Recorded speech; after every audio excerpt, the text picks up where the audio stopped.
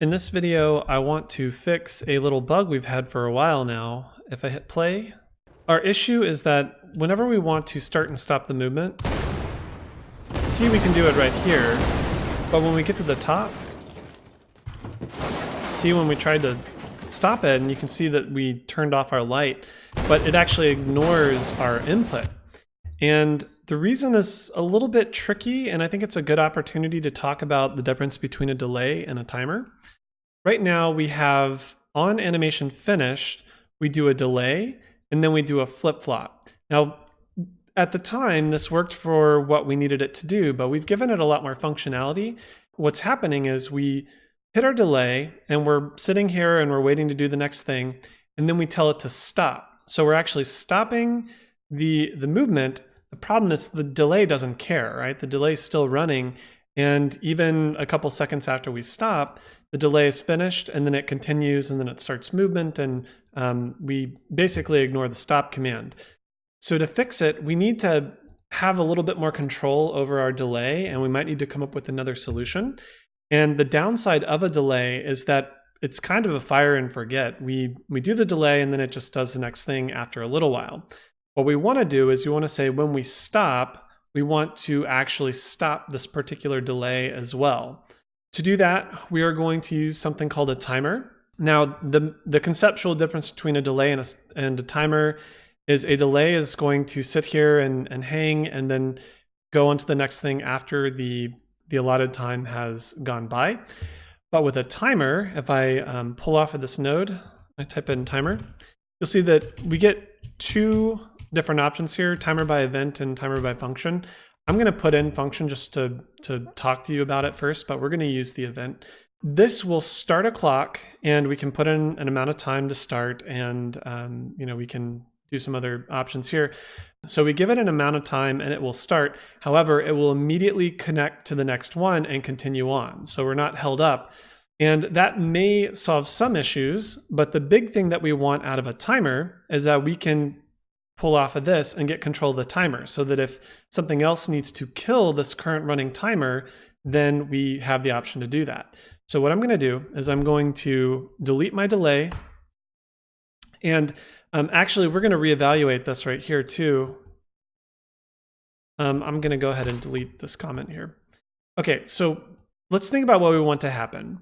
When our animation is finished and we hit the end, we call this finished. And conceptually, the first thing I want to do is stop our current movement, right? So I'm going to do that. I'm going to make sure that I set up my logic into something that makes sense. So I'm going to call stop movement. The first thing that's going to happen, we're going to finish, we're going to stop, which is going to just ensure that our animator stops. So we may play some deactivate feedback, which I think is fine. So we're going to stop the movement. The next thing that I want to happen is I want to switch the direction of the animation. So the next time it starts movement, I want to make sure that I immediately stop and switch direction, so that at that point, if I start again, I'm going to be moving in the correct direction. To do that, we actually have a handy little trick. Our is reversing right here. We pull that in. A shortcut to reverse a toggle. So if you're true, if it's true, I want to make it false, and if it's false, I want to make it true. You pull off of this and you do something called a not Boolean. It's just going to revert to whatever it's not currently. So if it's true, it'll switch to false, and so forth. And then from there, we can do a set is reversing, just type in the name, or you can drag it in from over here. Okay, so we stop our movement. We change our direction that we're keeping track of. The next thing I want to do is I want to start my timer so that I know how long to wait, and then I'm going to move. So I actually don't want these right here. We've already stopped. We change our direction. We wait. Connect that. How long do we wait? Well, we're gonna put in our pause time right here. Or if you lost it, you can put it in from over here.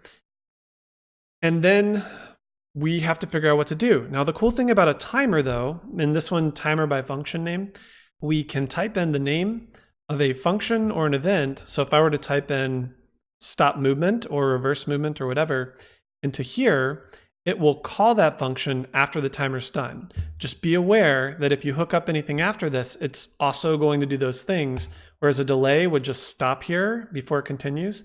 We can actually continue, but this is leaving a counter in the background that will then call something whenever the duration has gone by. So that's the big difference. However, the real big difference is we get access to the timer. So the next thing I'm going to do is I'm actually going to save off the timer. So if I pull off of return value, this gives me access to the timer.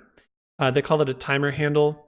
And I'm going to right click and promote variable because I want something else to be able to access this very easily. I'm going to name this, come down here, pause timer. We don't really need the designer to be able to see that. So once we have this, let's think about it. When do we want to kill the timer? If the player gives the stop movement command, we actually want to destroy the timer if it's there. There's another handy little thing we can do here. Instead of dragging off of stop movement, I'm going to get an instance of the pause timer over here. You pull off of this, you start typing in, maybe you think of clear, or you think of something else. If you're not sure, you can actually go under utilities and under time. If you just type in time, you'll get a lot of other things you can do. You can do checks and you can pause it and unpause it. Instead of killing it, maybe you want to pause it. You could do some things with that. I just want to clear it. If I get the stop command, just kill the timer. I don't want it to then additionally run something else after it counts down. So clear and invalidate, deactivate, and then stop. So just a reminder, I'm going to put this comment back now. Pause and determine new direction. So when we're finished, we're going to stop. We're going to change our direction. We're going to wait. And then whenever we can type in the function name here, right?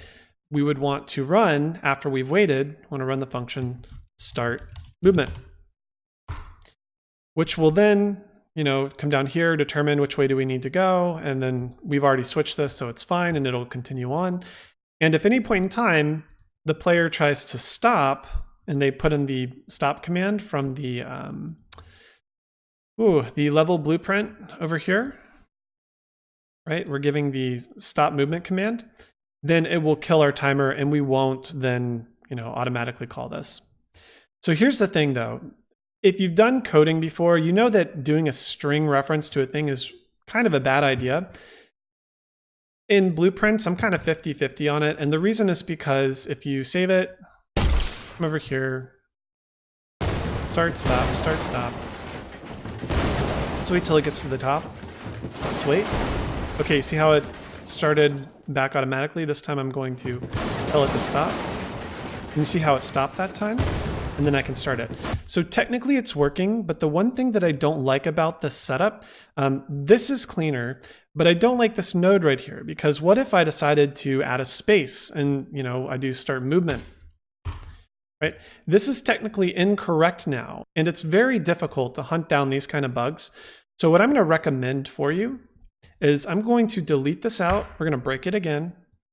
I'm going to pull off of set, and I'm going to type in timer.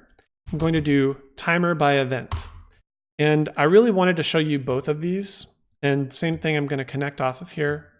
So when we start our timer, we want to save it into our local variable. Make sure you hook up your pause time. And now, instead of a string reference, it's giving us a direct hook into an event. And if you've seen these little red squares in some of your functions before, you can actually call an event directly from this. So when our pause time finishes, we will then call this directly through, we can drag and drop just like that, and we will call start movement.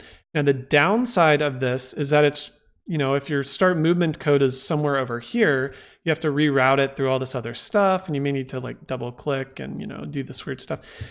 Makes it easier to track whenever we're debugging or we're trying to run through our flow.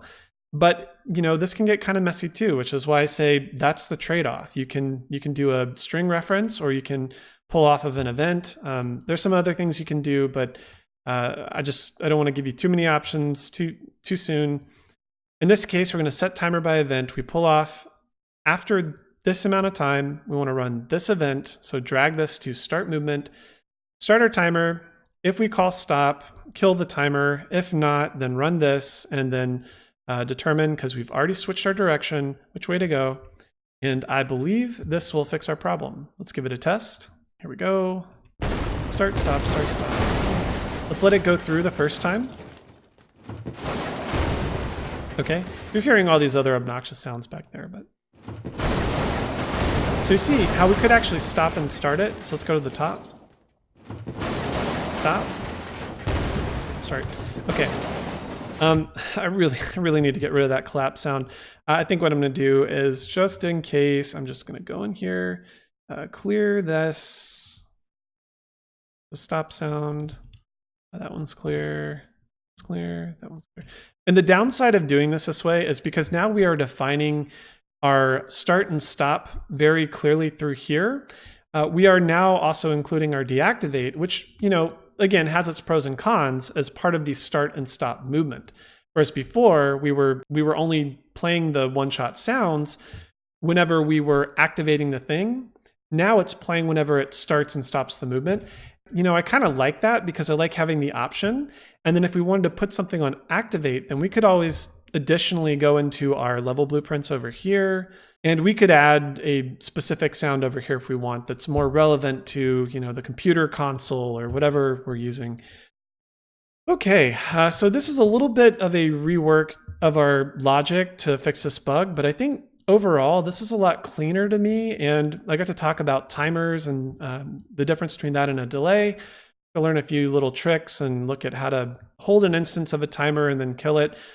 Some pretty cool stuff here, more options for you as you're determining how you want to set these things up. But the most important thing is we fixed our bug, and we now have more control over when we can stop and start our platform.